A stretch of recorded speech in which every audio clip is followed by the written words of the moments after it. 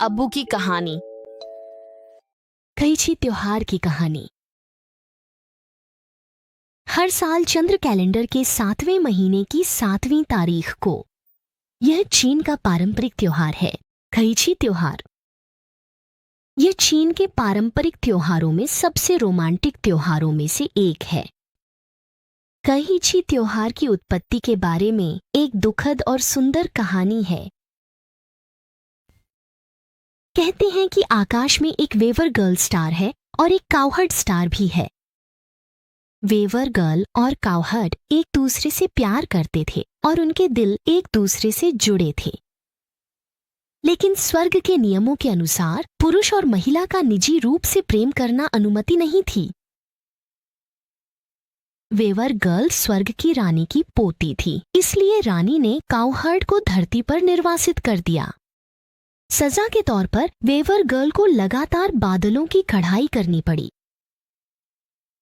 जब से काउहर्ड को निर्वासित किया गया, वेवर गर्ल अक्सर आंसुओं में डूबी रहती थी और उदास होकर काउहर्ड को याद करती थी। वह करघे के पास बैठी रहती थी, लगातार सुंदर बादलों की कढ़ाई करती थी ताकि स्वर्ग की रानी का दिल पिघल जाए, ताकि काउहर्ड जल्द से जल्द स्वर्ग लौट सके। एक दिन कुछ अप्सराओं ने स्वर्ग की रानी से अनुरोध किया कि वे धरती पर स्थित नील कमल तालाब की सैर करना चाहती हैं।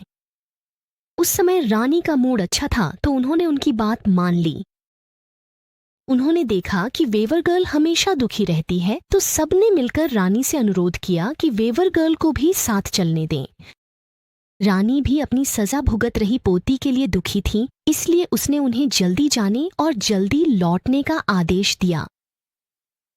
कहानी के अनुसार काउहर्ड को निर्वासित किए जाने के बाद वह एक किसान के घर जन्मा और उसका नाम न्यूलांग रखा गया। बाद में उसके माता पिता का निधन हो गया और न्यूलांग बूढ़े बैल के साथ ही रहता था। उसकी जिंदगी काफी अकेली थी। इसी दिन बूढ़ा बैल अचानक बोल उठा। उसने न्यूलांग से कहा, न्यूलांग, आज तुम एक बार बिलियन तालाब जाओ, वहां कुछ अप्सराएं स्नान कर रही होंगी। तुम उस लाल रंग की अप्सरा की पोशाक छुपा लेना। लाल पोशाक पहनने वाली अप्सरा तुम्हारी पत्नी बन जाएगी।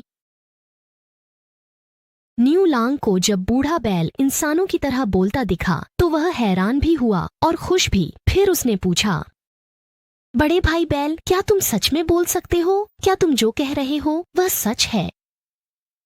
बूढ़े बैल ने सिर हिलाकर हाँ कहा। फिर न्यूलांग चुपचाप बिलियन तालाब के पास की सरकंडों में छिप गया। वह अप्सराओं के आने का इंतजार करने लगा। कुछ ही देर में सचमुच अप्सराएं उड़ती हुई आईं और अपनी हरी रेशमी पोशाकें उतार दी।